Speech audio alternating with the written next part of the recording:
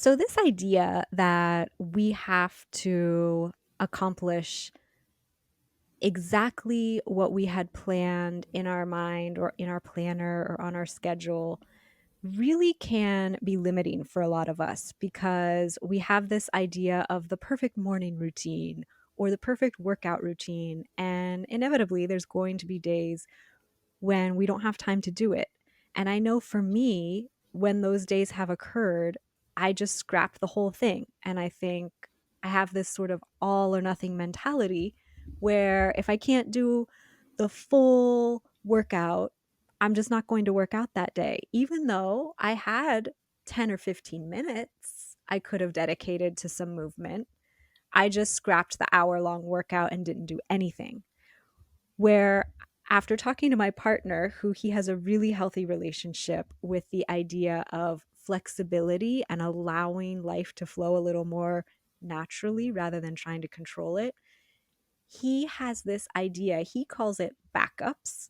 I was sort of thinking of it as rituals or mini rituals.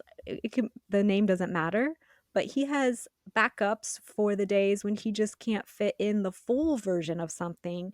He has a shortened version that still gives him the benefits.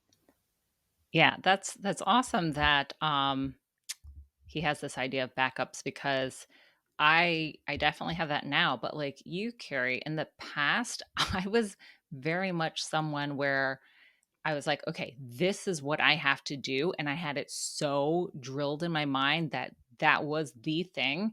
And if it didn't happen or I saw it wasn't going to play out, then I was like, well, what's the point? I'm not going to do anything at all. Like, I have a lot of stubbornness in me too, though. but but that was very much something that came up for me a lot is if this one thing wasn't gonna work out, I would scrap it all. Whereas now, like your partner Mike has these backups. That's what I've created, and I've done it actually based off of my energy. And because my energy fluctuates so greatly from day to day, I've found this like super, super helpful. What do you do right now? Because you mentioned in the past, like you would scrap it. So, like, how do you focus on creating these rituals or backups? So for me, like when I love to go walking and I use walking as one of my main forms of movement. And I always have it in my head that I want to walk at least 3 miles. Well, you have to have a chunk of time to dedicate to get 3 miles in. And so, up until pretty recently, I'd say within the last year, if I couldn't get my 3 miles in, I just wouldn't walk that day.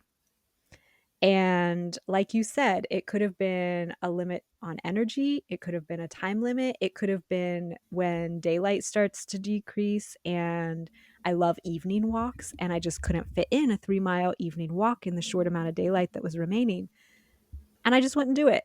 But now I have learned that going out for a 10-minute walk is can be just as valuable as the 3-mile walk, even if it's just for the mindset. Obviously, you're not burning the same number of calories, but you are getting fresh air, you're in nature, you're just taking a break from staring at your laptop screen or doing work all day. And it can have huge benefits over time to do something a short amount of time more consistently than maybe once a week for one big chunk of time. Totally. I feel the exact same way. And especially living in Maine right now, like you just mentioned with that change in time that's coming up. When I get out of the clinic at 6 o'clock, it is pitch black. And I love to go for walks after I'm in the clinic because it really helps to downregulate my nervous system, brings me back into a place of presence and connection. But when it is dark outside, that's something I don't necessarily want to do. And so when I look at like my energy level kind of menu that I've created, I'll have a variation of yoga videos that I'll watch on YouTube based off of different times. So if I don't have time for a 30 or 60-minute session, there's instructors who do these awesome 10-minute sessions. So it makes me feel like I accomplished something which my whole purpose is, again, nervous system regulation, to center myself, bring myself back into my body, nurture my body. And so a little bit is better than nothing for me now that I've also changed my mindset on it. And I do that also with walks. And sometimes it's just as simple as, like, you know what? I'm going to kick my shoes off and stand in the grass for 5 minutes to get my nervous system balanced again and just to get that sense and connection with nature. But I have these menus based off of high, medium, and low energy. And I've found what works best for me in each one, and that way you have more choice, you have options. And sometimes in the moment, you can't really think of those options when you had in mind to do this one thing. And if you have this menu, for myself at least, it was super helpful to have this menu to quickly like pull up on my phone. I keep it in my notes app and then look at it and be like, okay, I'll do this thing instead. And that has been tremendous help for me. At the same time, I will add, if you're someone who's looking to build greater self trust, this can be a great practice, because one way of building greater trust within ourselves is to stick to something we're saying we want to do for ourselves. So if we want to go for a 60-minute walk and then it's time and you're like, oh my gosh, I can't do it, I'm just not going to do it at all.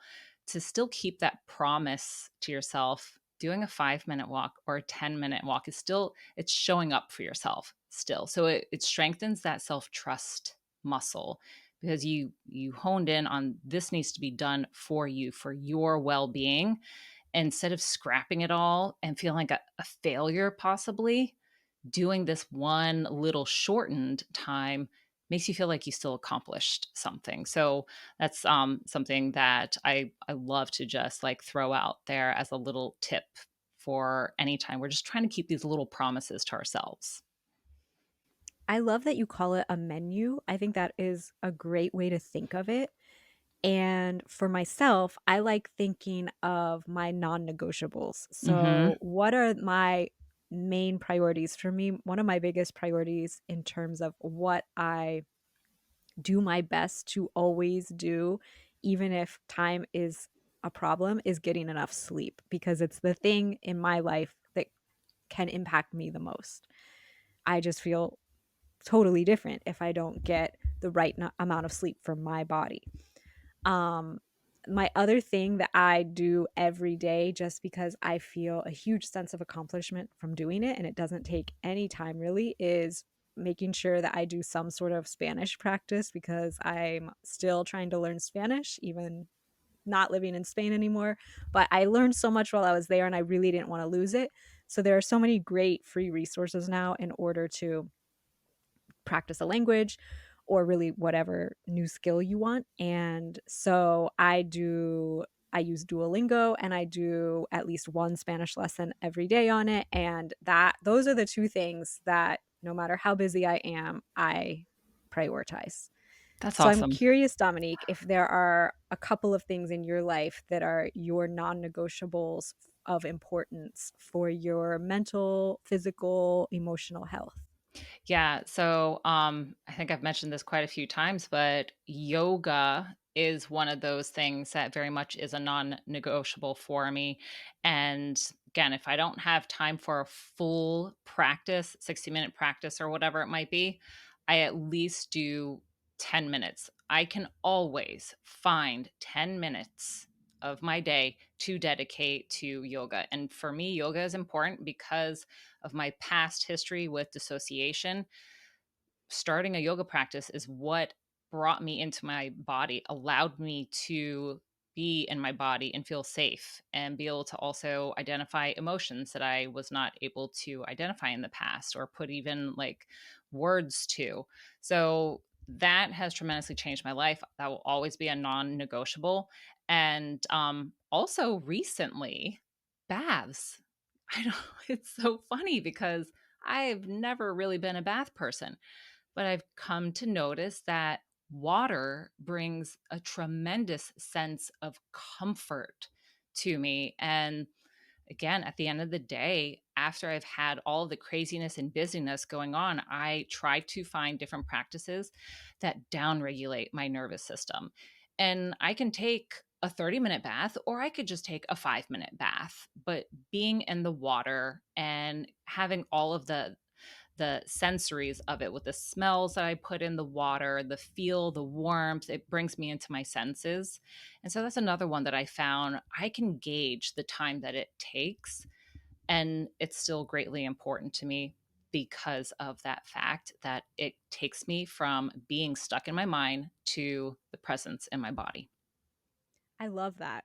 I feel the same way about water and I never take baths. So maybe I need to Yeah, reconsider. I always say, I wish we had a hot tub I because I know. love sitting in hot water, Yeah, especially certain times of the month, like when you just feel horrible as a woman.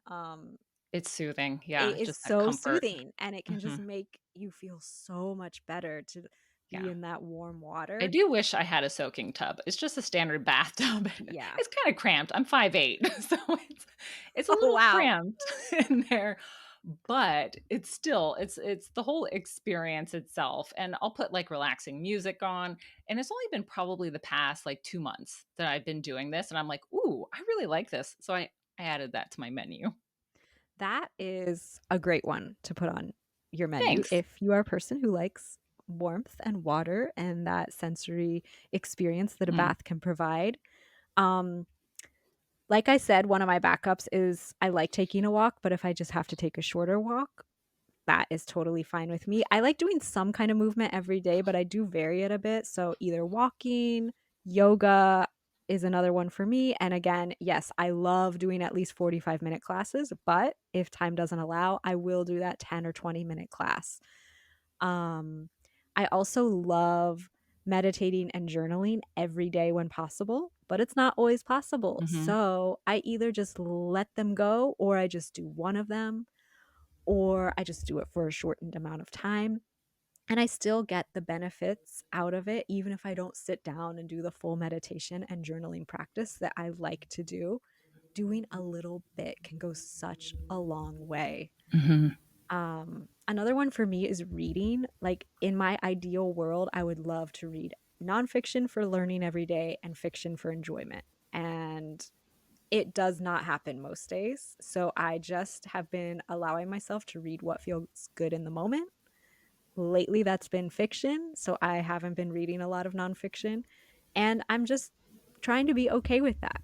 And this is a huge area of growth for me because as an Enneagram type 1, I have lived most of my life with a lot of perfectionism, mm, especially when I got into habit tracking and I wanted to check everything off every day. And it got a bit obsessive for me. And so I think I've talked about in past episodes, and I know we've talked privately, Dominique, that I let go habit tracking for this year. And it yeah, has loosened my mindset up so much to such a healthy degree for me. So it's just another one of those situations where we all think habit tracking is such a healthy practice, but yeah, yeah, not yeah, always. For some people, letting go of the practice is mhm. healthier.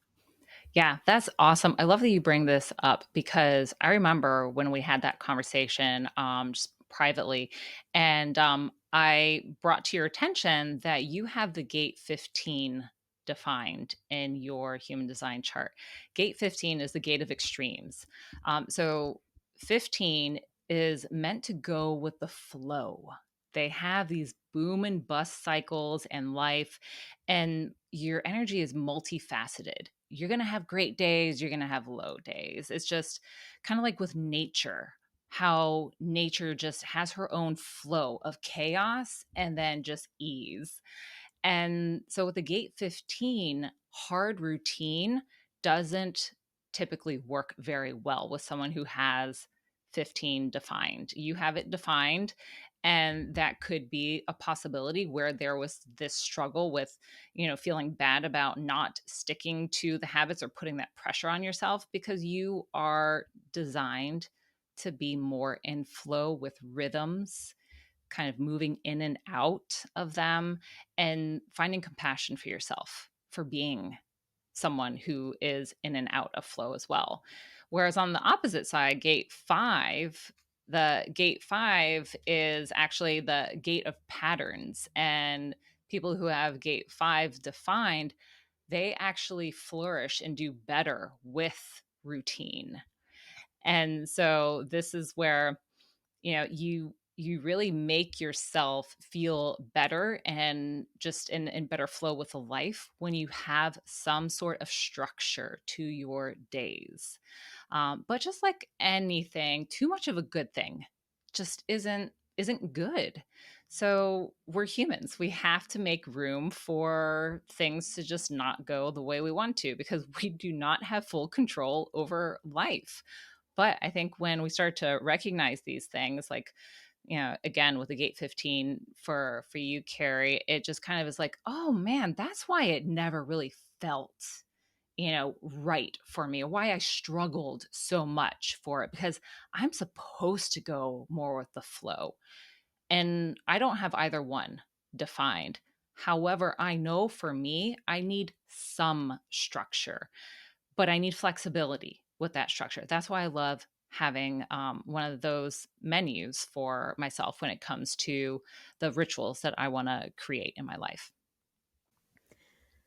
That's so fascinating and so validating to hear that about what you said about my own definition and gate 15, because I think personality, ego structure wise, I'm a very rigid, structured person. But now, these last few years that I've allowed myself to try to live a little more with these seasonal flows, whether Mm, it's within the yearly seasons and sort of following more what nature does and slowing down in those colder months and those types of things, or whether it's in my own monthly cycle as a woman, it has been, it has felt so right for me. Like it mm, just that's clicks beautiful. for me to live in this way.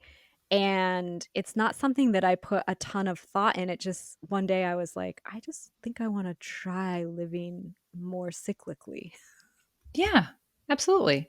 It's experimenting with it. I don't know. I'm one that really loves to use the term experimentation or curiosity, because so many of us can get just stuck in the whole, like, what if it doesn't work? What if I fail? There's no such thing as failure. There's only lessons. And so for me, one of the helpful things was, okay, I'm going to experiment with this, because I'm a 1-3 for my profile. Ones, they do not like the unknown, and they will research the crap out of things. And you're a 1 as well, Carrie. But, having some sort of consistency and knowingness is really important. But we have to be able to be okay with experimenting or just being curious. And that's the 3 in me, where if I'm fearful of failure, which I have been in the past and still have that come up, then that's going to, really cause a lot of paralysis. But if we can say, like, habit tracking, all right, I'm going to experiment with not doing this and just see how it feels for me. You know what's best for you. When it comes to all of the different habits and rituals that we see out there in social media and hear people talk about, that's great. That's their thing. But you're only going to know what works for you when you experiment with it and you just get curious with trying the things that light you up, that bring you excitement. And that's how I've gone about it as well. And I love that is something that you've done, as well in your life with the habit tracking, especially. It's really interesting thinking about your Enneagram type, which is type 9, and how type 9s can experience this idea of paralysis or Mm, procrastination yeah. because of just that motivation or the momentum to get things started. And so for type 9s, it can be so incredibly helpful to just have a little baby step rather than the big idea of an hour-long workout. Like telling a type 9, like, "Hey, you did a great job if you just get your workout clothes on. And if you still don't feel like working out, change. Don't take them off. You don't need to do it. But if you put Yep. your workout clothes on, you achieved something, Yep. for the day. That oh man, that hits home big time versus if I only think about like, "Oh my god, I gotta get to the gym." There's so many steps in between Mhm. where it's just like, that takes too much time. I can't. But like and I've done this in the past where it's like, "All right, I'm just gonna put my workout clothes on and see how I feel." And then it usually turns into me going and doing the thing. But Which is yeah, classic type that's 9, because like, creating that momentum, Mhm. there's a saying in the Enneagram world that a type 9 in motion stays in motion, because That's it's like awesome. once 9s get going, they have Yeah, the energy and the follow through, but it's just that getting the momentum the first started is step. the hardest part. Yeah, and for me, it's been, like, overwhelm because I just see so much in my mind and see all of the steps in my mind, and so that's really fascinating. I love learning about that. So, the whole point of us talking about this is really just the idea of getting to know yourself, Mhm. getting to know your energy, getting to know what little backups or rituals could really serve you throughout the day and bring your day into a greater sense of balance. It can be something that is 1 minute in length, a 1 minute time where you can shut your eyes and take some deep breaths can do wonders for bringing balance into our day. So just starting to experiment and getting to know yourself with what are those things, those little rituals that can really bring you a sense of calmness and peace and serenity and happiness to your day. It can make a huge difference for all of us when we start recognizing these in ourselves.